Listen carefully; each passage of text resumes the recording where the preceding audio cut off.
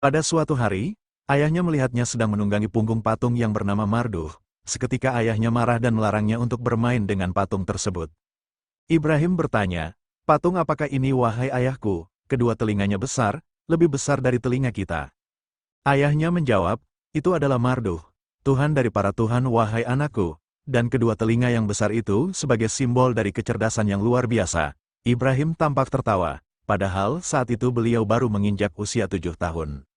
Suatu ketika Ibrahim bersama ayahnya masuk di tempat penyembahan, tempat di mana patung-patung itu berada. Saat itu terdapat suatu pesta dan perayaan di hadapan patung-patung, dan di tengah-tengah perayaan tersebut terdapat dukun yang memberikan pengarahan tentang kehebatan Tuhan berhala yang paling besar. Dengan suara yang penuh penghayatan, dukun itu memohon kepada patung agar menyayangi kaumnya dan memberi mereka rezeki. Tiba-tiba keheningan saat itu dipecah oleh suara Ibrahim yang ditujukan kepada tokoh dukun itu.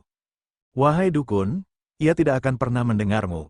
Apakah engkau meyakini bahwa ia mendengar?" Saat itu semua terlihat kaget dan mencari dari mana asal suara itu. Ternyata mereka mendapati bahwa suara itu suara Ibrahim. Lalu tokoh dukun itu mulai menampakkan kerisauan dan kemarahannya. Kemudian ayahnya berusaha menenangkan keadaan dan mengatakan bahwa anaknya sakit dan tidak mengetahui apa yang dikatakan. Lalu mereka keluar dari tempat penyembahan itu.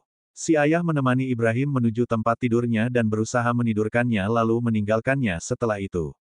Namun, Ibrahim tidak begitu saja mau tidur ketika beliau melihat kesesatan yang menimpa manusia. Beliau pun segera bangkit dari tempat tidurnya.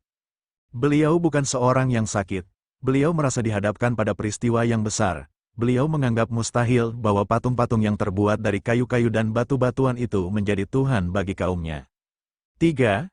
Kisah Nabi Ibrahim mencari Tuhan. Ibrahim keluar dari rumahnya menuju ke sebuah gunung. Beliau berjalan sendirian di tengah kegelapan. Beliau memilih salah satu gua di gunung tersebut, lalu menyandarkan punggungnya dalam keadaan duduk termenung. Beliau memperhatikan langit. Beliau mulai bosan memandang bumi yang dipenuhi dengan suasana jahiliyah yang bersandarkan kepada berhala. Akhirnya Nabi Ibrahim a.s. memutuskan untuk melakukan pencarian. Tuhan yang harus disembah pasti sesuatu yang istimewa dan mempunyai kemampuan yang tidak tertandingi. Kemudian Allah memperlihatkan tanda-tanda keagungannya. Allah memperlihatkan bintang, bulan, dan matahari kepada beliau. Hingga akhirnya Nabi Ibrahim mulai mengerti bahwa Tuhan yang disembah bukanlah Tuhan berupa benda yang